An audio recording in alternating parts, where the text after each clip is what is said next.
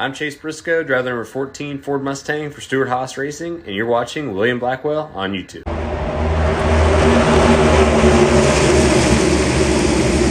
In the last week and a half, we have learned a lot regarding the 2024 NASCAR Cup Series silly season.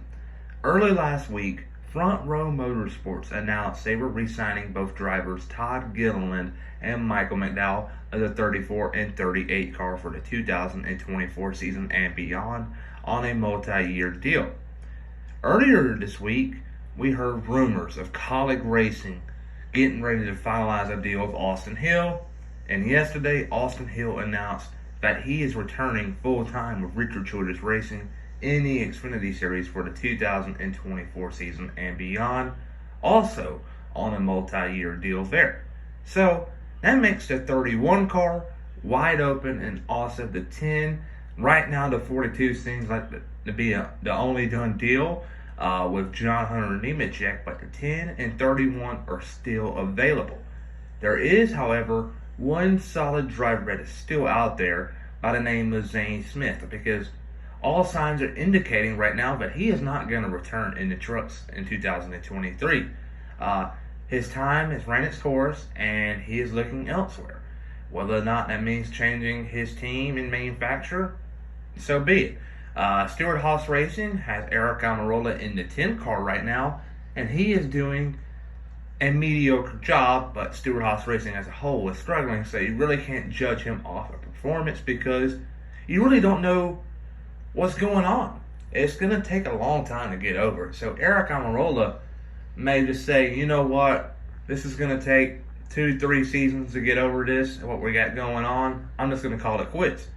And right now that seems like what's going to be happening, because it's Eric Almirola's final year on contract, but he also has that sponsorship money.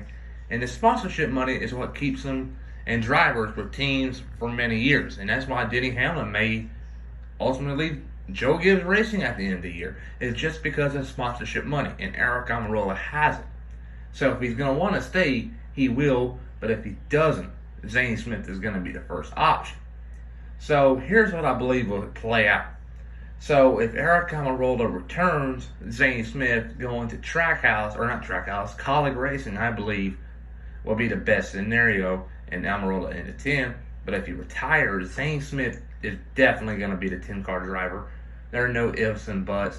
There's no other good Ford driver out there on the market from Xfinity nor truck besides him. Maybe Ty Majeski. I'm getting my words tied up here. He is killing it right now in the trucks. I believe he's actually going to go on and win the championship.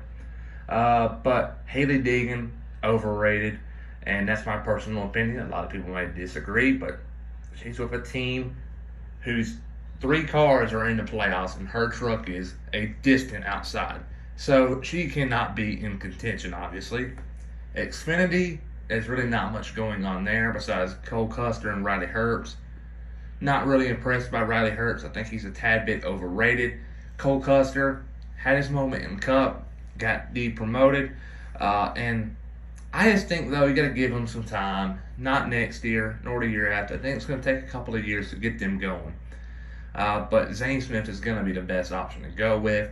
And then for Colleague, it's obviously going to have to be an in-house fix because they had all of the marbles put together for Austin Hill, and that fell through. So maybe Daniel Hemrick, maybe Sam Mayer. I don't know. Those are who I believe. Noah Gragson had his little moment with Legacy, got fired, and it's looking like no one's going to want to be affiliated with him for the coming years and months. So Noah Gregson's out the picture. So it's going to be a surpriser for Colleague, maybe Shane Van Gisbergen, but time will tell. But everybody have a great and phenomenal day, and I'll see you guys tomorrow for the starting lineup in Sunday's race at Watkins Glen.